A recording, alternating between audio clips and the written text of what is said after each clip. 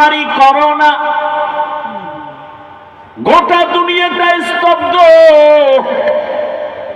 School বন্ধ, college বন্ধ, চাকরি বন্ধ, ব্যবসা বন্ধ, ফ্যাক্টরি বন্ধ, গাড়ি বন্ধ, সব বন্ধ। তাকাইয়া দেখ সুনিরে জাতি, এ জমিনে একটা কোরআনের মাদ্রাসাও বন্ধ হয় নাই, কোন আলেম না খাইয়া মরে নাই। শিক্ষিত কিছু কুলাঙ্গারেরা ট্রিপল মাস্ক লাগাইয়া বসে আছে, করোনা মরবে না। বাবারে করোনায় ধরছে, কাছে যায় না, করোনা ট্রিপল মাস্ক লাগাইছে, মাস্ক মরার ভয়ে বাবার কাছে যায় না। বাবায় মইরা গেল না, জানাজা হলো, খবরও নেয় না, করোনা।